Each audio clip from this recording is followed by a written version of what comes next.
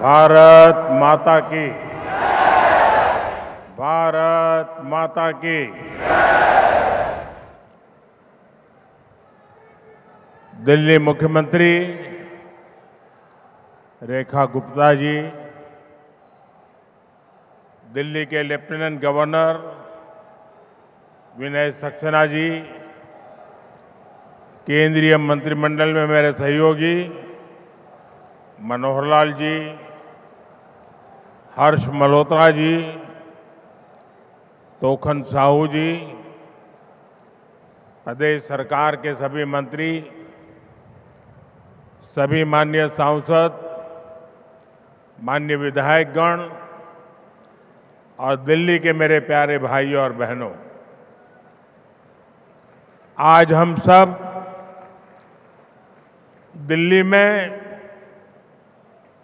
विकास को नई गति देने के लिए यहां इकट्ठे हुए हैं। कुछ देर पहले ही यहां 33,500 करोड़ रुपए के प्रोजेक्ट का शिलान्यास और लोकार्पण हुआ। मेट्रो के विस्तार से लेकर हजारों सरकारी कर्मचारियों के आवासों तक देश की राजधानी में सुविधाओं का लगातार मजबूत विस्तार हो रहा है, एक नई मजबूती दी जा रही है। दिल्ली के आप लोगों ने एक साल पहले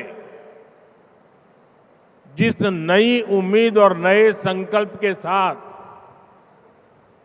यहां भाजपा की डबल इंजन सरकार बनाई थी, उसका परिणाम आज यहां विकास कार्यों में दिख रहा है। मैं दिल्ली के सभी नागरिकों को इस विकास की अविरत धारा के लिए बहुत बहुत बधाई देता हूं। साथियों, आज का यह कार्यक्रम एक और वजह से भी बहुत विशेष है। आज अंतर्राष्ट्रीय महिला दिवस है। आज भारत महिला सशक्तिकरण की नई गाथा लिख रहा है। यहां रेखा गुप्ता जी के सफल नेतृत्व में राजधानी का विकास हो रहा है। राजनीति, प्रशासन, विज्ञान, खेल या समाज सेवा का क्षेत्र, भारत की नारी शक्ति हर क्षेत्र में एक नई ऊर्जा से आगे बढ़ रही है। मैं पूरे देश की नारी शक्ति को आज महिला दिवस पर हृदय से बहुत बहुत बधाई देता हूं और राष्ट्र के विकास में उनके असीमित योगदान के लिए ऋण स्वीकार करता हूं और उन्हें अनेक अनेक शुभकामनाएं देता हूं ताकि वो समाज और राष्ट्र को निरंतर मजबूती देती रहे, राष्ट्र को निरंतर प्रगति की राह पर ले जाने में नई ऊर्जा देती रहे। साथियों, दुनिया का कोई भी व्यक्ति जब भारत जैसे विशाल लोकतंत्र के बारे में सोचता है तो अक्सर उसके मन में दिल्ली की तस्वीर आती है। दिल्ली केवल भारत की राजधानी नहीं है, ये भारत की पहचान भी है, भारत की ऊर्जा का प्रतीक भी है। इसलिए दिल्ली का विकास केवल एक शहर का विकास नहीं होता, यह पूरे देश की छवि से जुड़ा होता है। दिल्ली जितनी आधुनिक होगी, दिल्ली जितनी सुविधाजनक होगी, दिल्ली की कनेक्टिविटी जितनी बेहतर होगी, भारत का आत्मविश्वास दुनिया के सामने उतनी ही मजबूती से दिखाई देगा। और इसलिए मुझे खुशी है कि आज हमारी दिल्ली सुविधाओं और इंफ्रास्ट्रक्चर के मामले में तेजी से आगे बढ़ रही है। एक समय था जब दिल्ली में खराब व्यवस्थाओं की ही चर्चा होती थी। शहर के एक हिस्से से दूसरे हिस्से तक पहुंचने में कई कई घंटे लगते थे। बस स्टैंड्स पर बसों और ऑटो के इंतजार में माताओं बहनों का समय बर्बाद होता था। लेकिन आज दिल्ली की तस्वीर बदल रही है। कुछ ही दिन पहले दिल्ली नमो भारत जैसी तेज ट्रेन के जरिए मेरठ से जुड़ी है। इससे दिल्ली और पश्चिमी उत्तर प्रदेश के बीच यात्रा और आसान हो गई है। और आज मेट्रो फेज 4 के शुरू होने के साथ दिल्ली मेट्रो का नेटवर्क 375 किलोमीटर से भी आगे पहुंच गया है। दुनिया के बड़े बड़े शहरों में भी मेट्रो का इतना बड़ा नेटवर्क नहीं है।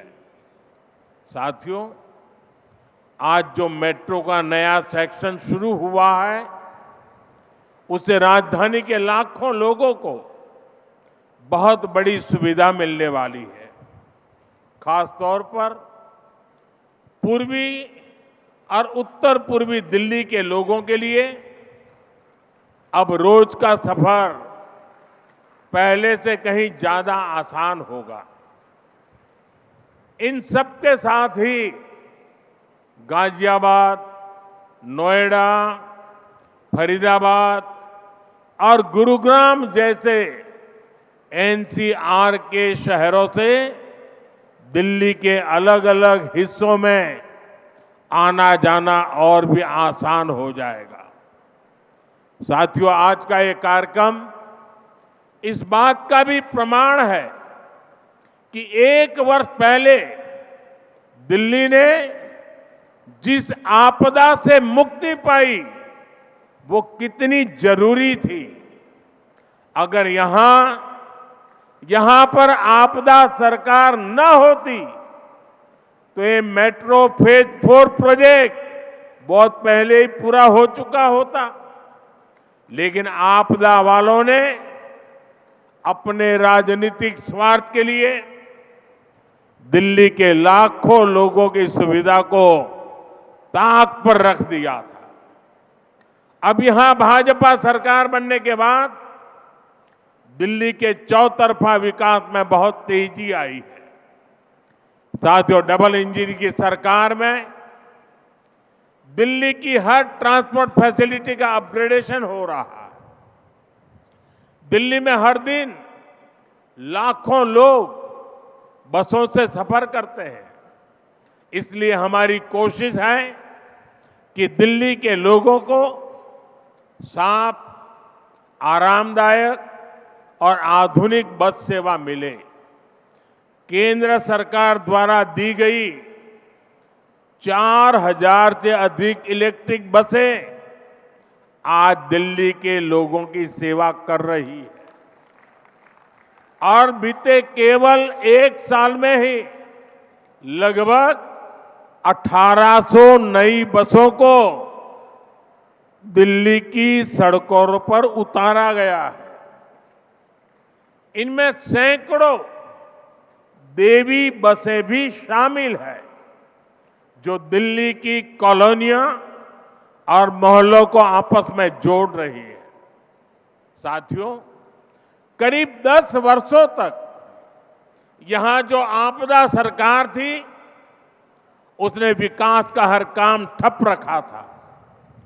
अब दिल्ली से जुड़ी विभिन्न चुनौतियों के समाधान के लिए हमारी सरकार मिशन मोड पर काम कर रही है।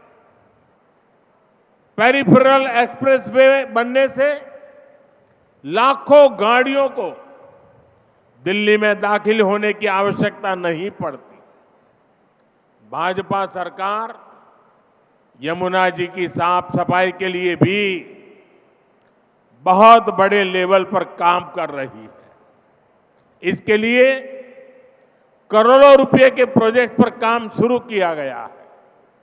साथियों, दिल्ली में पहले जो आपदा सरकार थी, उसे यहां के गरीब, मध्यम वर्ग, किसी की परेशानी से कोई फर्क नहीं पड़ता था। आपदा सरकार ने हेल्थ सेक्टर का भी बुरा हाल कर रखा था। हम आपदा सरकार को चिट्ठियां लिखते थे, भारत सरकार चिट्ठियां लिखती थी और कहते रहे कि आयुष्मान स्कीम लागू करो, लेकिन आपदा वालों ने कभी गरीबों की परवाह नहीं की।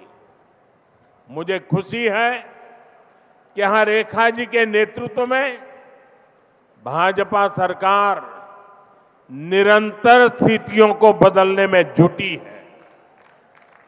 बीते 1 वर्ष में ही अनेक आयुष्मान आरोग्य मंदिर यहां स्थापित किए गए हैं। इससे गरीब और मिडिल क्लास को बहुत फायदा मिल रहा है। अब दिल्ली में आयुष्मान स्कीम भी लागू है। दिल्ली के लोगों को मुफ्त इलाज भी मिल रहा है।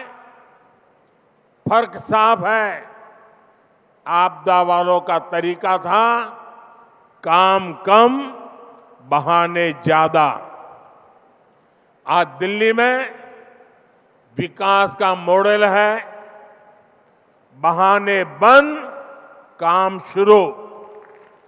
पहले प्रोजेक्ट फाइलों में दम तोड़ते थे, आज प्रोजेक्ट जमीन पर उतरते हैं। साथियों, आज यहां आने से पहले मैं सरोजिनी नगर गया था। वहां मुझे नए बने सरकारी आवासों को देखने का अवसर मिला। ये आवास उन सरकारी कर्मचारियों के लिए बनाए गए हैं जो राष्ट्र के हर संकल्प को पूरा करने में दिन रात परिश्रम करते हैं। ये जरूरी है कि उन्हें रहने के लिए सुरक्षित, साफ सुथरे और सुविधाजनक आवास मिले, और इसलिए नई और आधुनिक इमारतें बनाई जा रही है।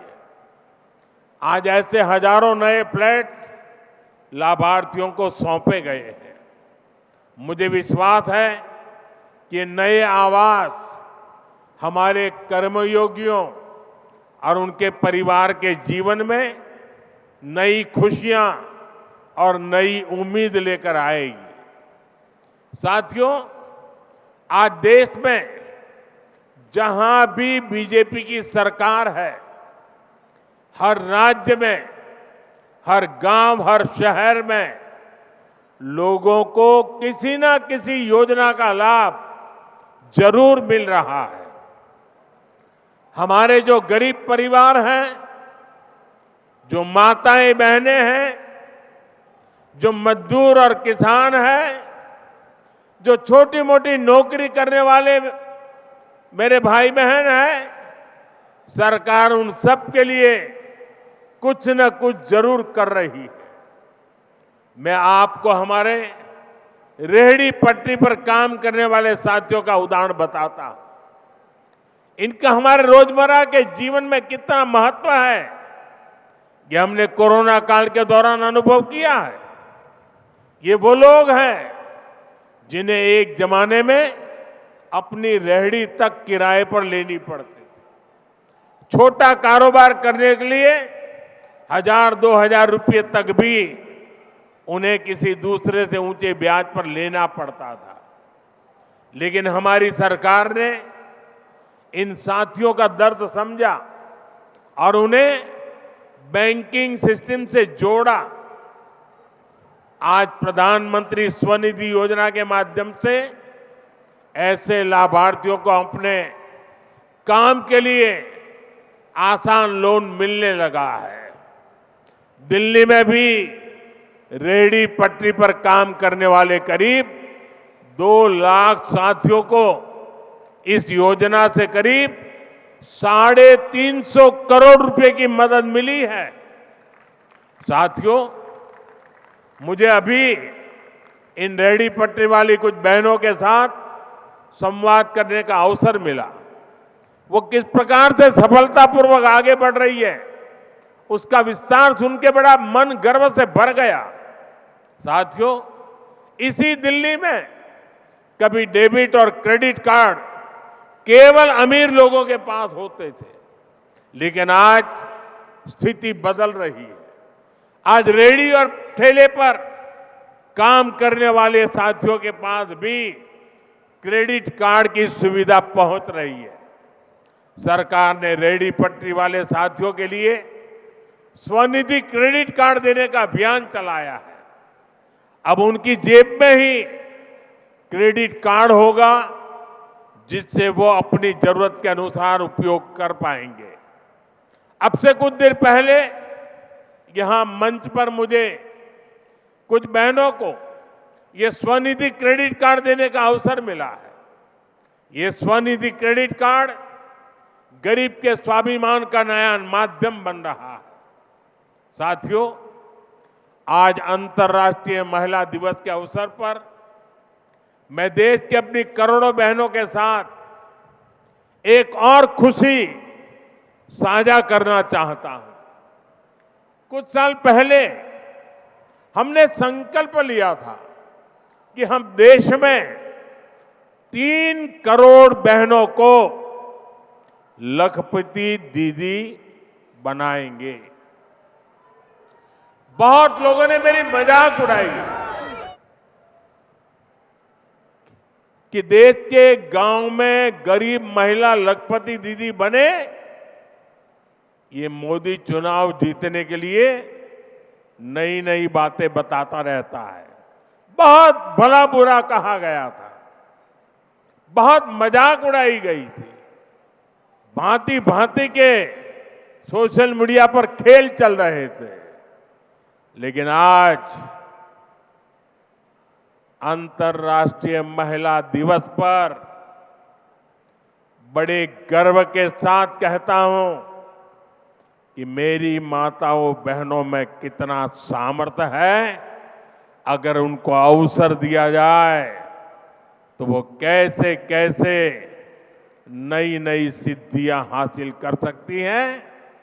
मुझे आज खुशी के साथ कहना है कि देश ने 3 करोड़ महिलाओं को लखपति दीदी बनाने का जो संकल्प किया था वो पूरा हो चुका है। 3 करोड़ से अधिक बहनें अब लखपति दीदी बन चुकी है।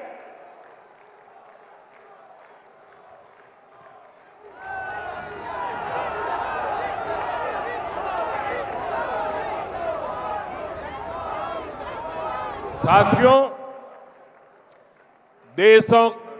दशकों से गांवों में हमारी बहनों के पास हुनर भी था, मेहनत भी थी, लेकिन उन्हें पूंजी और अवसर नहीं मिलते थे।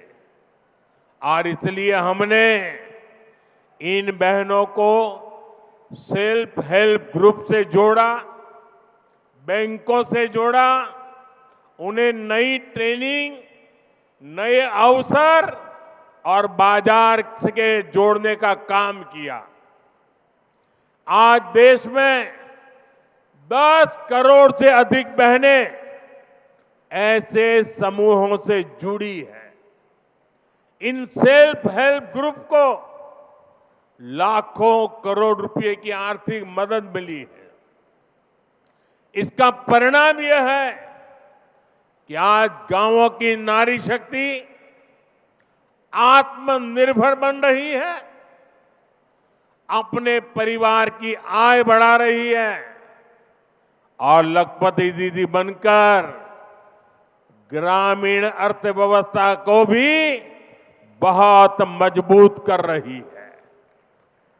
साथियों, हमारी बहनों की इसी सफलता ने हमें एक नया संकल्प लेने की प्रेरणा दी है।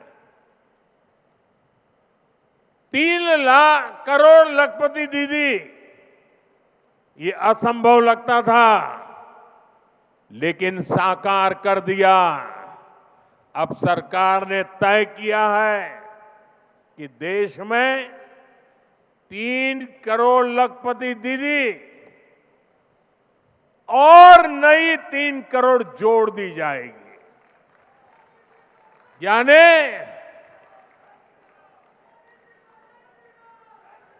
3 करोड़ लखपति दीदी बन चुकी। आज हम संकल्प ले रहे हैं 3 करोड़ और दीदी लखपति दीदी बनेगी। मुझे पूरा विश्वास है कि देश की नारी शक्ति के आशीर्वाद से यह संकल्प भी जरूर पूरा होगा। भाइयों और बहनों, आज जब देश अपनी माताओं, बहनों, बेटियों की सिद्धियों का गौरव गान कर रहा है, तब मैं दिल्ली वालों के साथ, देशवासियों के साथ एक पीड़ा भी साझा करना चाहता हूं।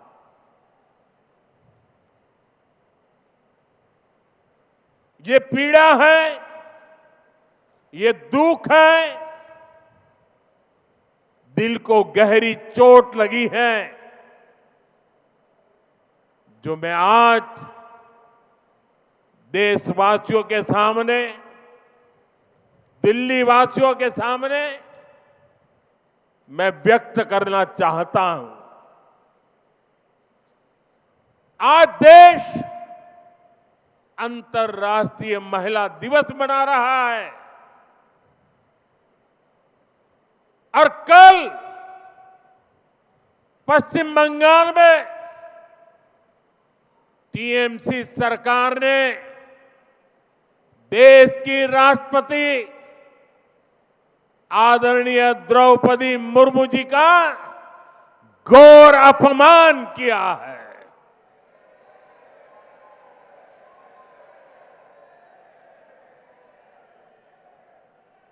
द्रौपदी मुर्मू जी संथाल आदिवासी परंपरा के बहुत बड़े उत्सव में शामिल होने के लिए बंगाल गई थी, लेकिन राष्ट्रपति जी और उस कार्यक्रम का, आदिवासियों के उस महत्वपूर्ण कार्यक्रम का, आदिवासियों का गौरव करने के बजाय टीएमसी ने आदिवासियों के संथाल लोगों के यह अत्यंत पवित्र और महत्वपूर्ण कार्यक्रम का बहिष्कार किया और राष्ट्रपति का बहिष्कार किया। वो स्वयं आदिवासी समाज से आती है। संथाल आदिवासी समाज के विकास के लिए उन्होंने चिंता की है। टीएमसी सरकार ने उस कार्यक्रम को बदइंतजामी के हवाले कर दिया। साथियों, ये राष्ट्रपति जी के अपमान के साथ साथ देश के संविधान का भी अपमान है, देश के संविधान के स्पिरिट का भी अपमान है, लोकतंत्र की महान परंपरा का भी अपमान है। जिन्होंने जीवन के संघर्ष से तपकर ऊंचाइयां हासिल की हैं, ऐसी हर बहन बेटी, ये उसका भी अपमान है।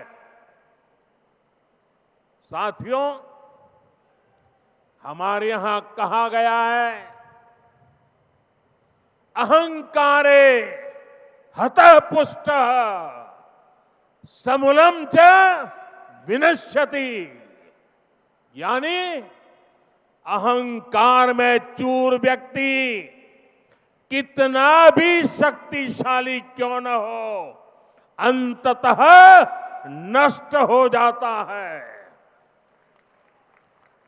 मैं आज देश की राजधानी से आप सभी के बीच ये आह्वान कर रहा हूं कि एक आदिवासी राष्ट्रपति का गौर अपमान करने वाली टीएमसी की एक गंदी राजनीति और सत्ता का अहंकार बहुत ही जल्द चूर चूर होकर रहेगा।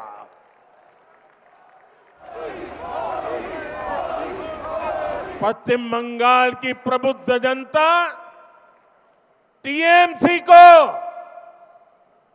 एक नारी के अपमान के लिए, एक आदिवासी के अपमान के लिए और देश के महामना राष्ट्रपति के अपमान के लिए कभी भी माफ नहीं करेगा।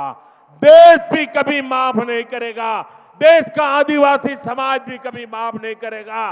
देश की नारी शक्ति की भी कभी माफ नहीं करेगी। साथियों, हमारी संस्कृति हमें हर वर्ग का, हर विचार का सम्मान करना सिखाती है। हमारी संस्कृति हमें अपनी विरासत पर गर्व करना भी सिखाती है। इसी प्रेरणा से आज हम दिल्ली की विरासत के संरक्षण का काम भी कर रहे हैं। बीते वर्षों में केंद्र की भाजपा सरकार ने विकास भी और विरासत भी इस मंत्र के साथ दिल्ली के अनेक ऐतिहासिक जगहों को और बेहतर करने का काम शुरू किया है। दिल्ली में अनेक नए स्थल भी बनाए गए हैं। देश के लिए अपने प्राण न्योछावर करने वाले वीरों के सम्मान में नेशनल वॉर मेमोरियल बनाया गया है। नया संसद भवन, कर्तव्य पथ, कर्तव्य भवन और सेवा तीर्थ, ये सभी 21वीं सदी के भारत की नई सोच को दिखाते हैं। अभी कुछ दिन पहले ही भारत मंडपम में ऐतिहासिक ग्लोबल एआई समिट हुई। भारत मंडपम और यशोभूमि जैसे स्थान दुनिया को भारत की संस्कृति, भारत के व्यापार और भारत की क्षमता से परिचित कराने का बड़ा माध्यम बन चुके हैं।